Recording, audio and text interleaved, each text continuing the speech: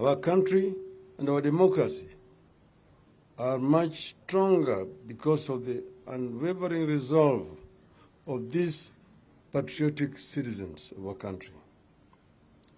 We also wish to express our gratitude to the media who shone a light on the demonstrations the whole day, and Kenyans were able to see that it is the police who are violent and inciting the violence.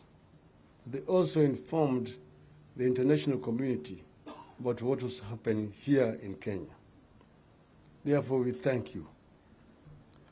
Very unfortunately, during this otherwise peaceful process, many of the demonstrators got hurt, and at least 2 innocent Kenyans were killed in cold blood by the police.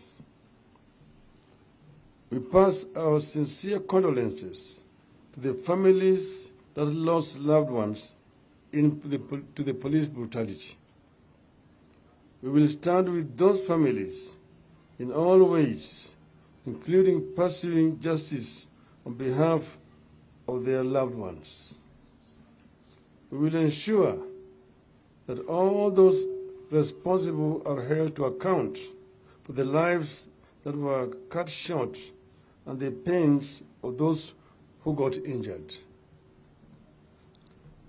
There was an attempt on the lives of both Honorable Raila Odinga and Honorable Kalonzo Musyoka. Their cars were shot at, but luckily they were unharmed. We, however, remain horrified and disgusted by the response by the police. At a time the country is going through major security challenges in huge swaths of the country, where bandits and other criminals appear to have taken charge, we were shocked that police could assemble so many personnel and so much equipment to confront peaceful protesters. That brutality witnessed yesterday does not belong to this country. It is the more disgusting because the citizens were acting within the provisions of the Constitution and were given notice of the intention to march on Nairobi. It is impunity at its worst. We were determined to confront it as they saw yesterday.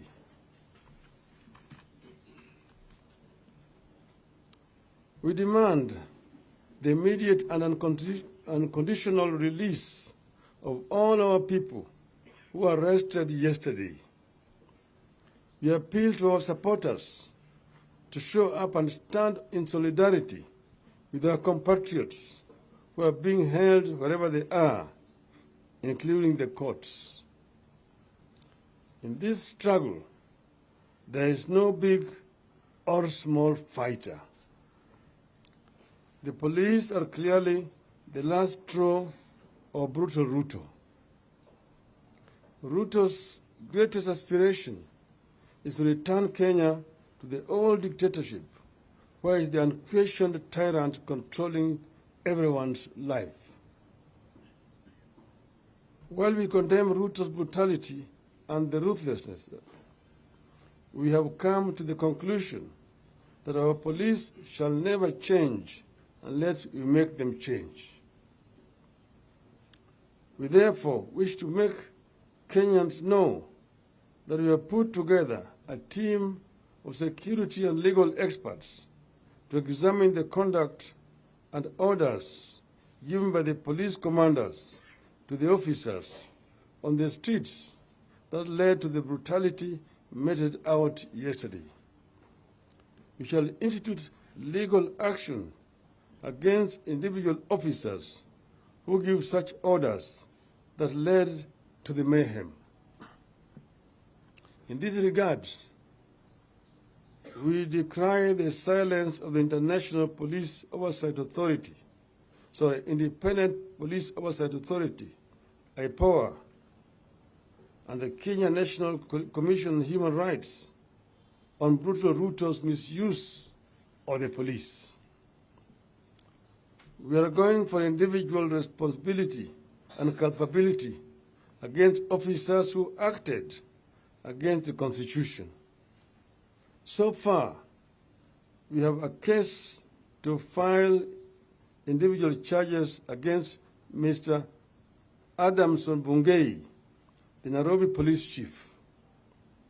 We'll press these charges locally and internationally. We'll make Mr. Bungei and his enablers understand that the days when regimes could brutalize and butcher citizens with impunity are long gone. However, we commend those among the police who showed restraint in their actions and showed respect for the rights of their fellow Kenyans. We reiterate to our supporters and all patriotic Kenyans that this struggle is just starting. We are not looking back, and we will not be intimidated. No retreat, no surrender. Our issues remain as follows, fellow Kenyans. Number one, cost of living. We will not relent until this illegitimate regime understands that the people are hurting and that their suffering must be at the center of our priorities as a nation. We will push on until the cost of food, fuel, electricity come down.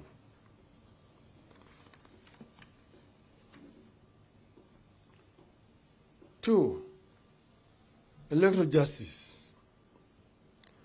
We will continue fighting the attempt to constitute a compliant electoral commission.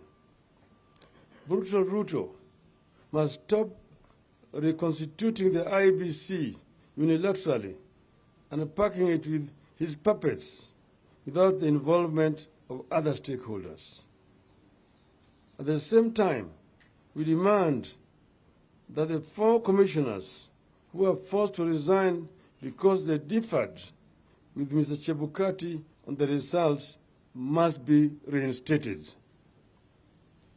We maintain that IEBC must open the servers and allow an independent international audit that will without doubt prove to Kenyans that brutal Ruto did not win the last elections.